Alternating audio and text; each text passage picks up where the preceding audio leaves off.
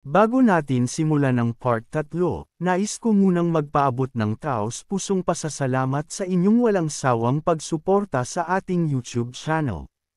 Para sa mga nagustuhan ng ating video, huwag kalimutang mag-subscribe at pindutin ang notification bell upang lagi kayong updated sa mga susunod pa nating content. Anumang bagay, nang tanungin siya ng lalaking nakaupo sa likuran niya, sumagot siya na tila nagkamali lang siya, kahit malinaw niyang narinig na may humawak sa pinto. Dahil ito'y isang napakagandang impormasyon at magaling ang nagawa ni Jake, tinreat siya ni Amelia ng inumin. Matapos marinig ang kwento, hindi inaasahan ng bidang babae na mababanggit si James sa huli, at inakala niyang iniisip pa rin ng lalaking nagtangkang paalisan siya kung ano ang gagawin kay James, ngunit hindi siya ang pakay nito. Napagtanto niya na dahil siya at si James ang tumutulong kay Ron, at maaari pang makatulong sa hinaharap, iyon ang dahilan kung bakit nais silang alisin. Napagtanto ng bida na hindi talaga gusto ng taong iyon na matulungan si Ron, kaya napaisip siya kung may makikinabang ba sa pagpigil kay Ron. Naputol ang kanyang pag-iisip nang bigla siyang tanungin ni Jake kung ano na ang susunod nilang gagawin. Inakala nitong hindi mabuti ang layunin ng mga iyon, kaya tinanong kung dapat pa ba nilang ipagpatuloy ang investigasyon tungkol sa Black Hood. Si Amelia, kahit wala siyang tiyak na alam, ay sigurado na balang araw ay sasaktan nito si Ron, at ngayon na ang tamang panahon upang habulin ito at alamin ang susunod na hakbang. Pagkatapos niyang ihagis ang hiyas, sinabi ng bidang babae na wala nang saysay na sundan pa ang lalaking may itim na hood, at tinanong kung maaari ba nilang malaman kung sino ang nagpadala rito. Nang makita ni Jake ang bato, agad lumiwanag ang kanyang mga mata at sinabing gagawin niya ang kanyang makakaya. Pagkasabi noon, umaasa siyang makakatanggap ng magandang balita. Tumungo na si Amelia palabas. Matapos pag-isipan ang buong sitwasyon, iminungkahi ng bidang babae na tila mas delikado pa ang taong ito kaysa sa inaakala niya. Pagkauwi sa bahay, may mabagsik na ekspresyon si Amelia habang tinatanong kung may galit ba ang mga taong iyon kay Ron. Matapos mag-isip sandali, iminungkahi ng isa sa mga manliligaw na baka ang Hilaga ang may kinalaman. Ipinaliwanag niya na kahit bayani si Ginoong Ron sa imperyo, sa mata ng kalaban, isa siyang demonyo sa larangan ng digmaan. Habang nakayuko, inisip ng bida na malamang nga ito ang dahilan, ngunit hindi niya kayang unawain kung bakit siya pagbabantaan at hindi na lamang siya patayin.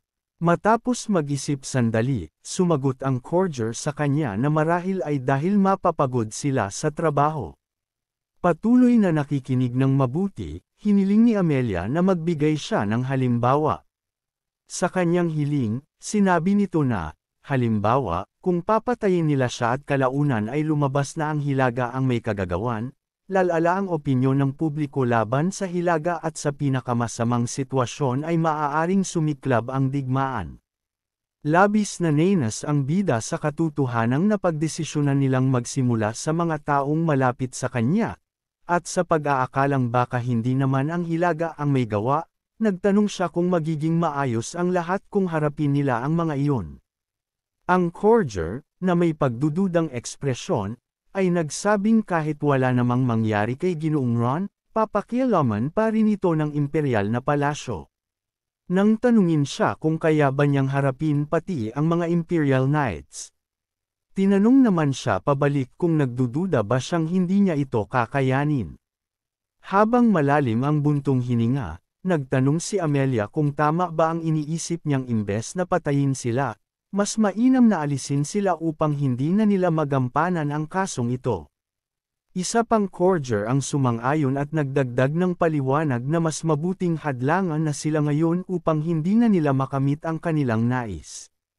Habang malalim sa pag-iisip, nagsimulang isipin ng bida kung sapat ba siya upang mapigilan sila, dahil napakalaki ng kapangyarihan nila na maaari pang makaapekto sa kabangyaman.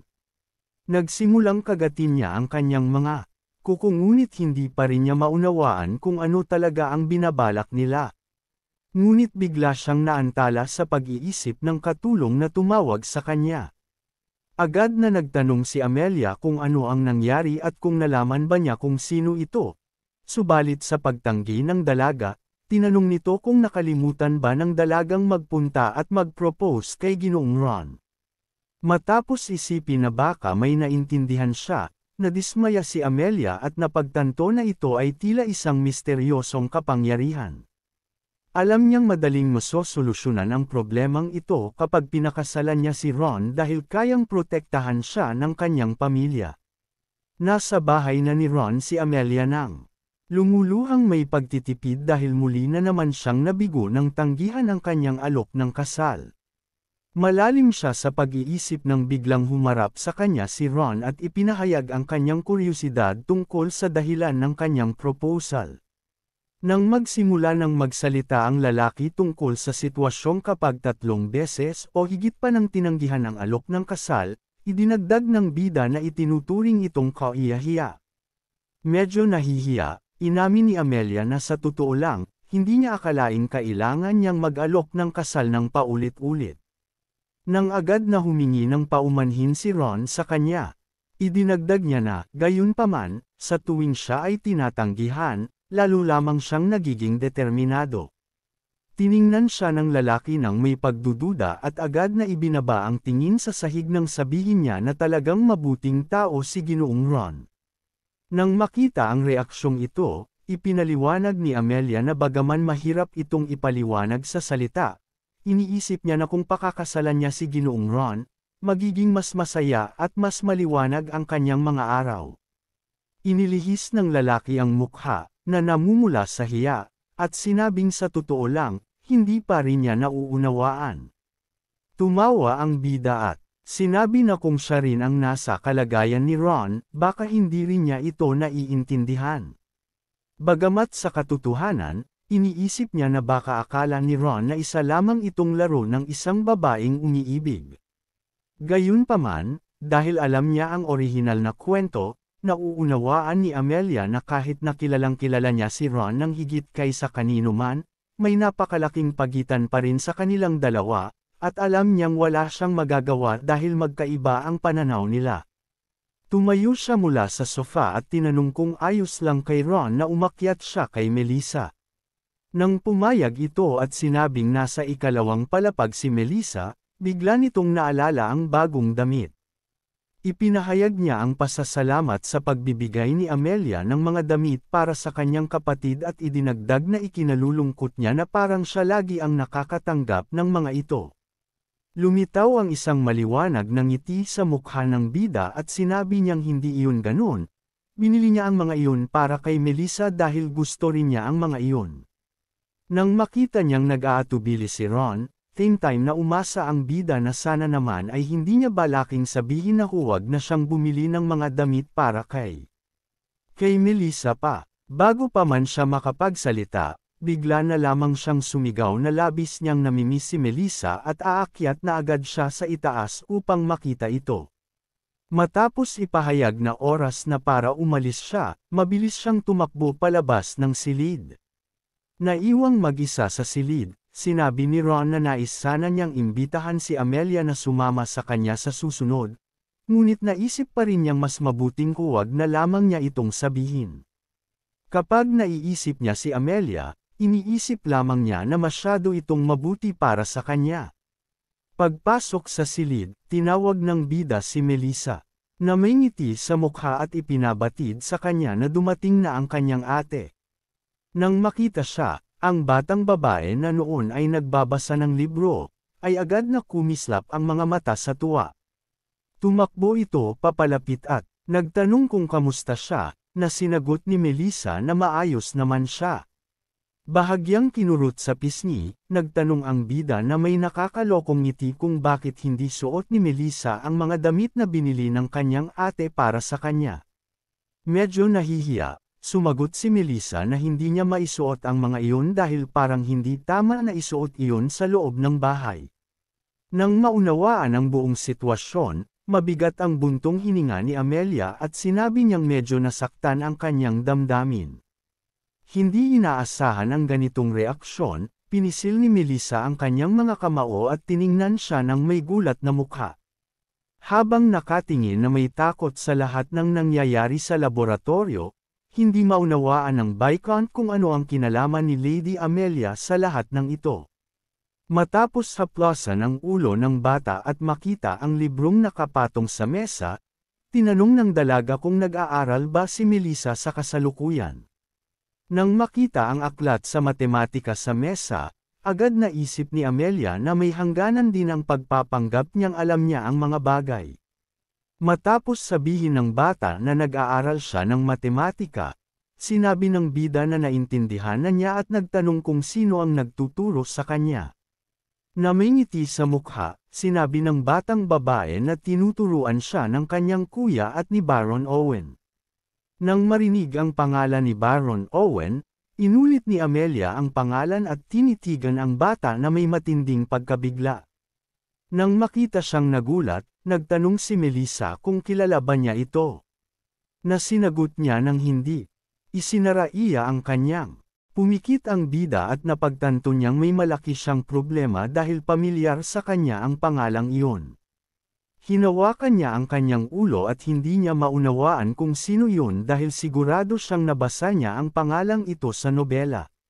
Malalim sa pag-iisip, hindi niya malaman kung ano ang dapat niyang gawin dahil hindi niya maalaala kung sino ito. Tinitigan niya si Melissa at nag-isip kung makakakuha siya ng sagot kung itatanong niya ito.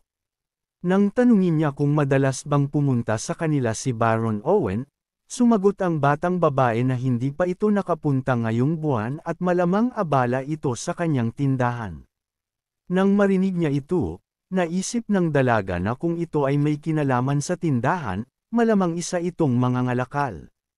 Nang mapagtanto niyang kakaunti lamang ang naaalala niya, inisip ng bida na kailangan niyang siya mismo ang mag-check kung kalaban ba ito. Nang tanungin niya ang bata kung saan matatagpuan ang tindahan ng Baron, agad pumayag si Melissa at sinabi na ipapakita niya at ituturo sa mapa. Ngumiti si Amelia at nagpasalamat sa kanya habang inabot ang natapos na mapa. May malaking pagtataka sa kanyang mga mata, nagtanong si Melissa kung bakit niya hinahanap si Baron. Pilit na nag-isip ng dahilan si Amelia at nahihiyang sinabi na interesado rin ang kanyang ate sa matematika. Na may kislap sa mata, ipinahayag niyang nais niyang makipag-usap kay Baron Owen tungkol sa matematika.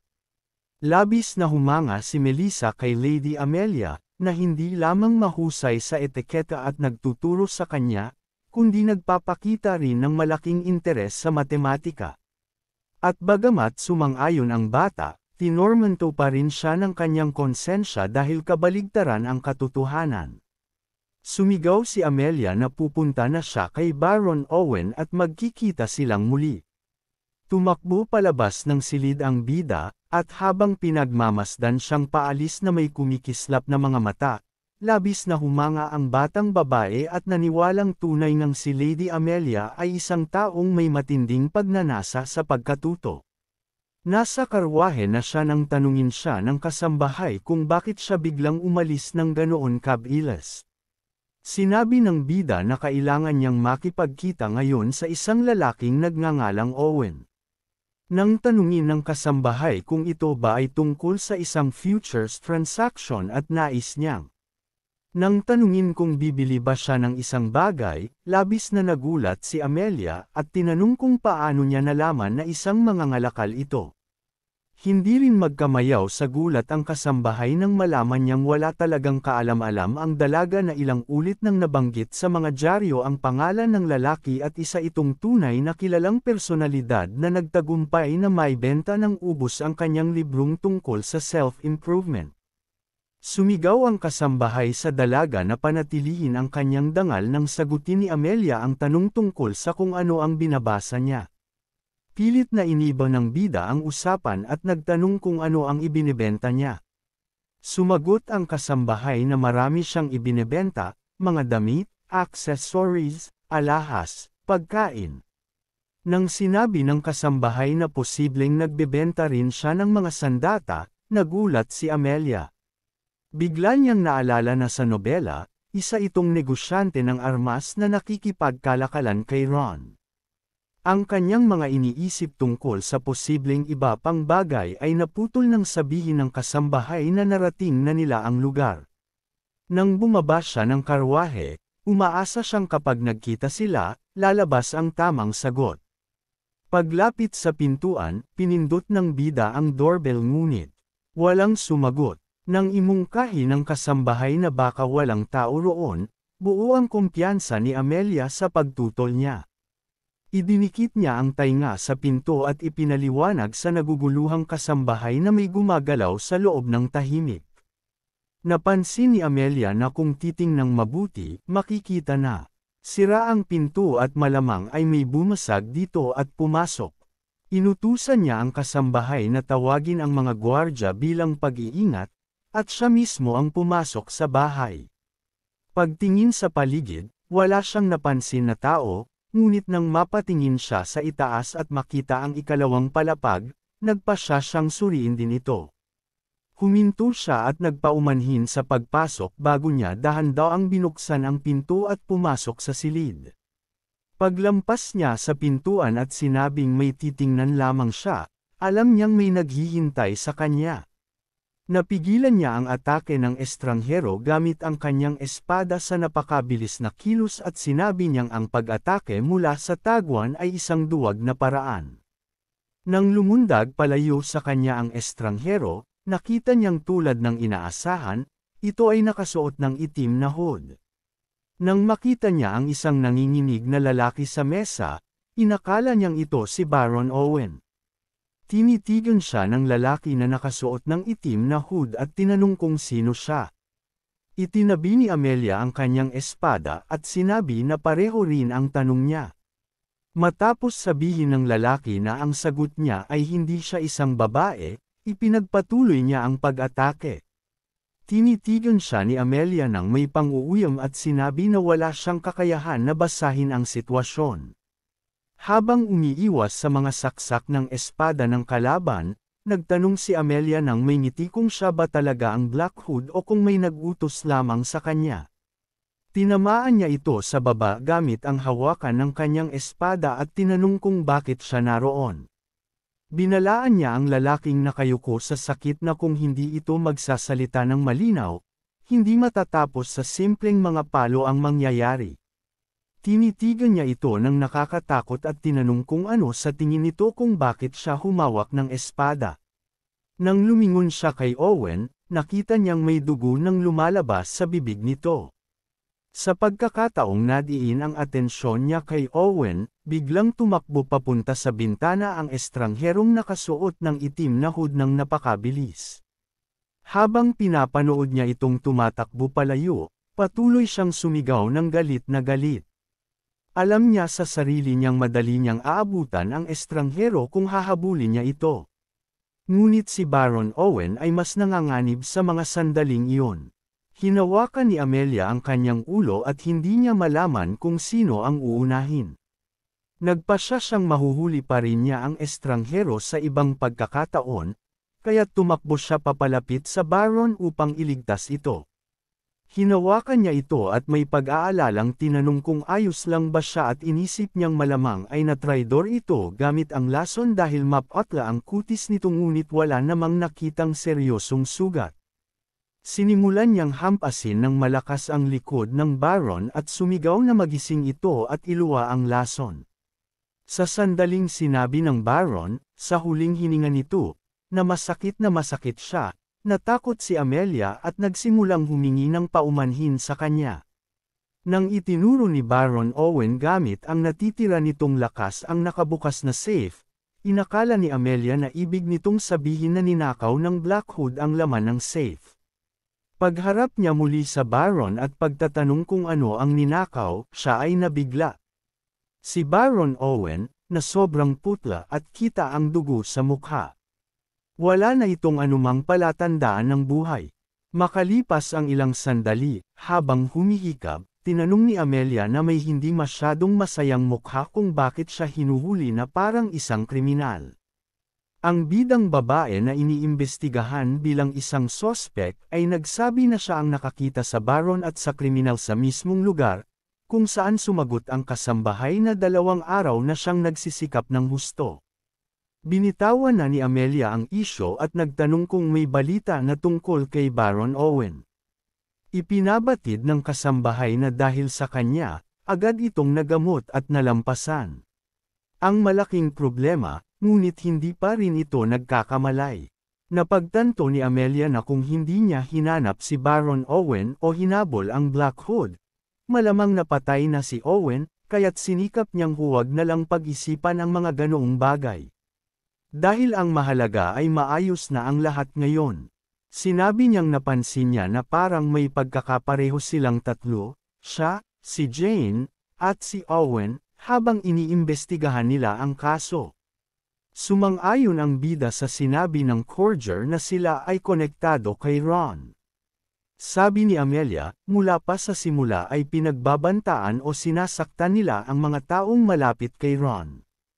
Ngunit may isa pang tao na konektado kay Ron, na tumutulong sa kanya sa pagsasaliksik tungkol sa kanyang sakit at nakikipag-ugnayan din sa kanya nitong mga huling araw. Alam ito ng bida kaya inakala niyang siya, o mas tamang sabihin, si Viscount Paul na isang especially iya, ay nasa panganib. Malinaw pa sa alaala niya na sa orihinal na nobela ay bigla itong nawala, at ngayong iniisip niya, parang kakaiba iyon. Inutusan niya ang kanyang mga tauhan na sina Mark at Seth na unahin ang pagbabantay kay Viscount Paul, at idagdag na kung may mangyari, agad siyang ipagbigay alam. Nang makaalis ang 2 lalaki sa silid, humiga ang bida sa sofa at naisip na malamang inaantok na siya dahil medyo nag-alala siya sa imbestigasyon. Nang tanungin siya ng kasambahay kung mahuhuli niya ba ang Black Hood, sumagot siya na kailangan niyang mahuli ito dahil malamang may ninakaw itong mahalaga. Habang tinatakpan siya ng kumot ng dalaga, nagtanong ito kung ano kaya iyon. Sumagot si Amelia na hindi man lang niya mahulaan kung ano iyon at idinagdag pa na. Ang tanging magagawa na lang ay maghintay hanggang magising si Baron Owen. Nang imungkahi ng kasambahay na matulog na siya, sumagot siyang wala siyang pakialam at habang unti-unti nang nakakatulog, naisip niyang masaya pa rin siya dahil nailigtas niya ang Baron. Samantala, sa laboratorio ni Paul, nagsalita ito tungkol sa kung paano nasayang lamang ang lahat ng oras dahil ilang buwan na ang lumipas mula nang magsimula ang pananaliksik, at kung hindi lang ninakaw ang lahat, maaaring naging iba ang kinalabasan. Nang marinig ang isang ingay at hindi maintindihan kung ano iyon, tumingin si Viscount Paul sa pintuan. Pagbukas ng pintuan, pumasok ang 2 estranghero na nakasuot ng itim na hood at sinabi na matagal na silang hindi nagkita. Nang makita sila, sinabi ni Viscount Paul na may takot sa mukha na noong nakaraan, mga lokal na bandido lang ang pinadala nila, pero ngayon, sila na mismo ang dumating. Napasigaw siya sa takot, tinatanong kung bakit nila sinusubukang hadlangan ang pananaliksik. Nang isa sa kanila ang kumuha ng espada at sinabing siya na mismo ang bahala dito, tiningnan siya ng estranghero na may galit na tingin at sumagot na ang dahilan ay si Ron, ang bastardo. Narinig ito ni Viscount Paul at, walang kaalam-alam kung ano ang nangyayari, tumingin siya sa kanilang direksyon na gulat na gulat. Bigla na lamang sumugod sina Mark at Seth sa silid at sinimulan nilang salagin ang mga atake ng 2 estranghero. Sa tanong nila kung nasugatan ba siya, sumagot ang Viscount na maayos lang siya, ngunit lalo pang naguluhan at nagtanong kung sino sila. Pagkasagot nilang sila ay mga kabalyero, sinabi ng isa sa mga lalaki na dumating sila upang protektahan ang Viscount sa utos ni Lady Amelia. Habang tumitingin sa stopwatch, iniulat niya na tumagal iyon ng 32 segundo, habang patuloy pa ring sumasalag ng mga atake mula sa isa sa mga nakaitim na hood. Hindi maunawaan ng binata kung bakit ganoon kalakas ang kalaban. Bigla, mula sa kung saan, lumitaw ang isa pang estranghero na suot din ang parehong itim na hood. Tinulak niya palayo ang isa sa kanyang mga kasamahan at sinipa si Mark ng buong lakas. Lumipad ang lalaki ng malayo at bumagsak ng malakas sa estant sa likuran niya. Nang makita ito, nagulat at natakot ang Viscount. Pero lalo pang nagulat ang lalaki nang, paglingon niya sa kabilang direksyon, nakita niyang lumipad din si Seth mula sa isang malakas na atake.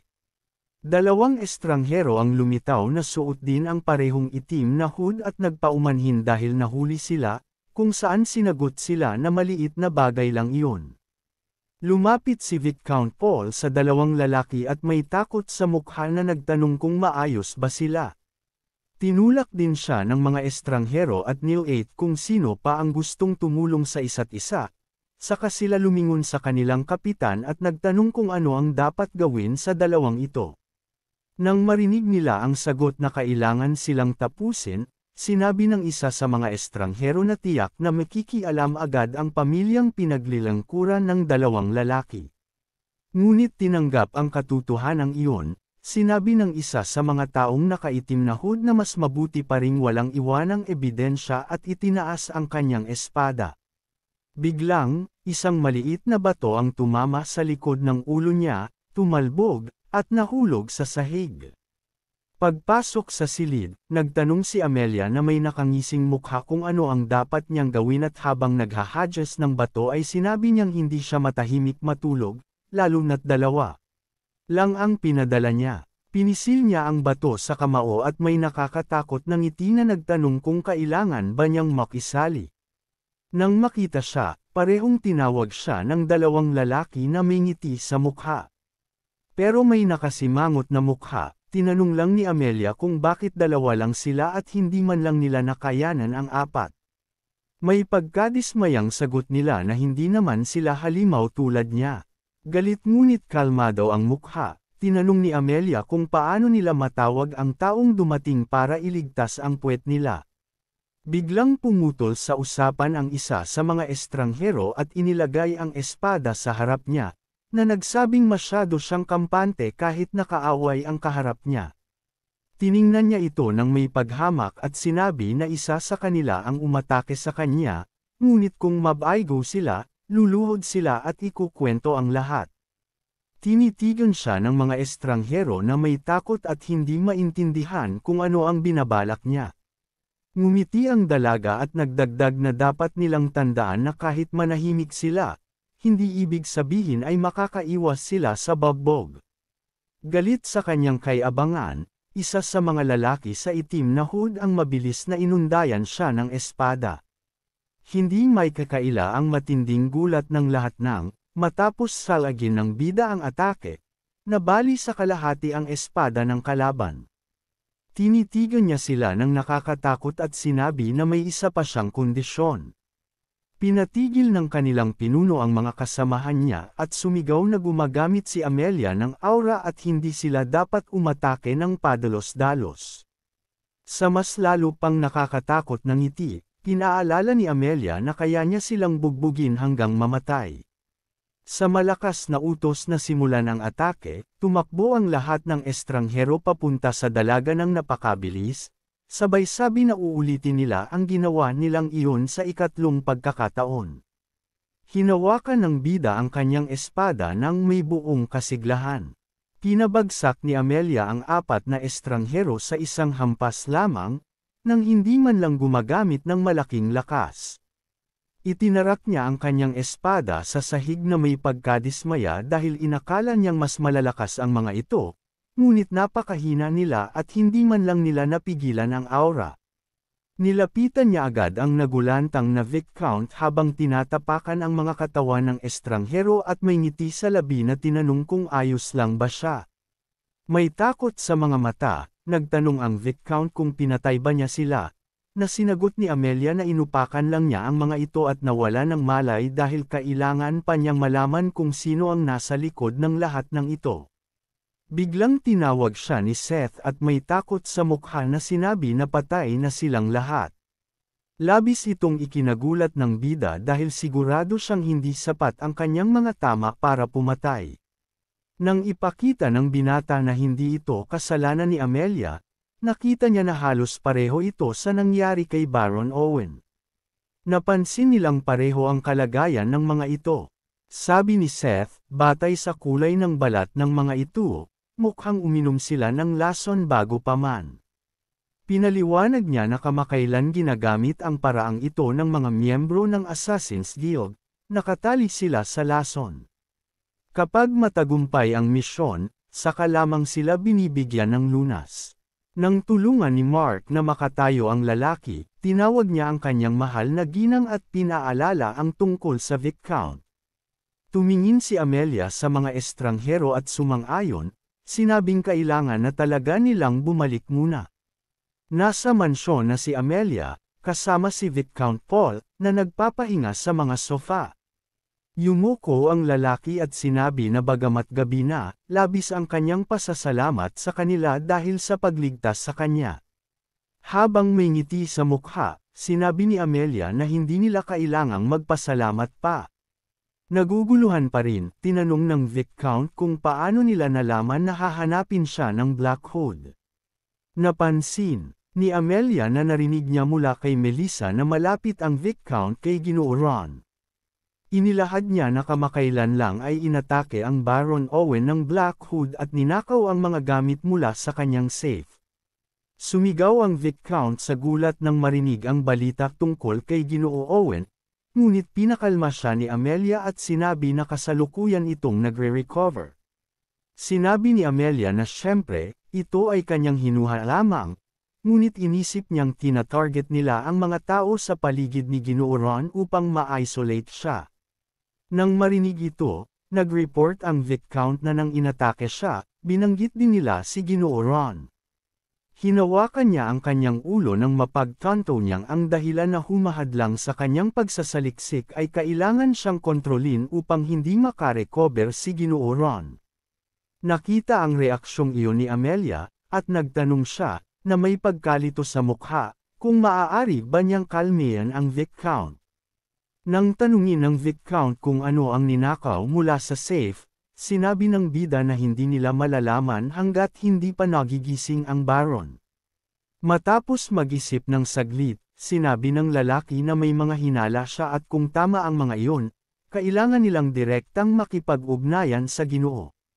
Sinabi niya sa naguguluhang babae na malamang na ang karapatan sa pag-aari ng mansyon ang ninakaw.